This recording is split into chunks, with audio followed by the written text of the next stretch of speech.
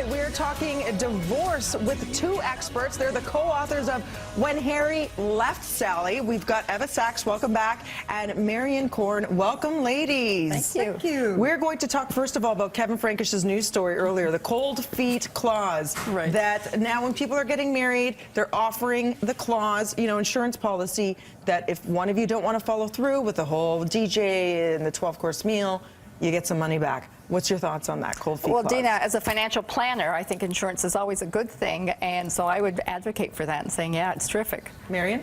You know, as a divorce lawyer, I'm thinking, well, maybe there's a few less clients out there for me. Oh, man. Let's talk about that. January, there was a ton of proposals, but there's also a lot of people thinking and filing for divorce, specifically baby boomers, and a lot of women are the ones asking for it.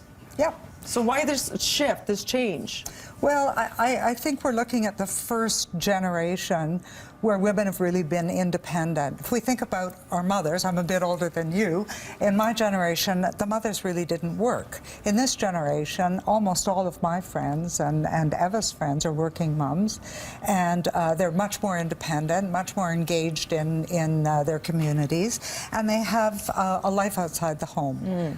They're more financially independent, but it also does get obviously a lot more messy with, you know, many years of marriage. Your children are older, maybe you have a cottage, there's a lot of property issues. So when a couple comes to you, how do you take some of the stress out of going through this talk? Well, at Mutual Solutions and the approach that Marion and I take, we meet with couples together. They obviously have to plan for their futures together, and we do a lot of work on the financial issues, how they're going to separate things out, how we can find a balance for the two of them as they move forward with their own independent lives. You talk about the gray divorce. What do you mean by that?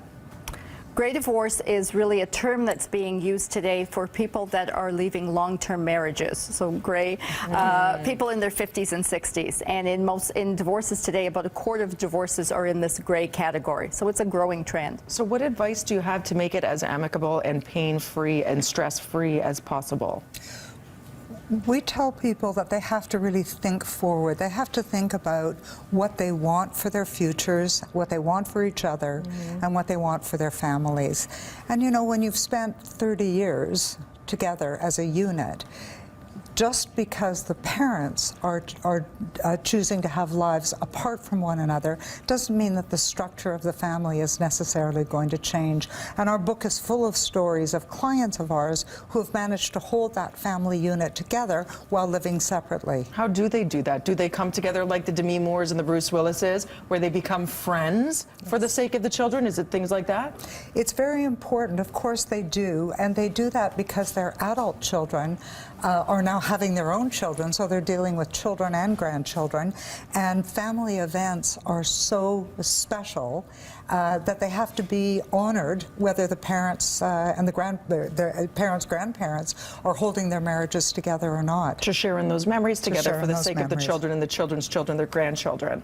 Thank you so much. For more information and tips, pick it up. It is called When Harry Left Sally, also online, whenharryleftSally.ca. Valuable insight and tips and experience, because it's one of those things nobody ever thinks they're going to end up there, and when you do, you need all the help you can get. Thank you so much for being here. Right now, we're going to take a quick break. More BT right after this.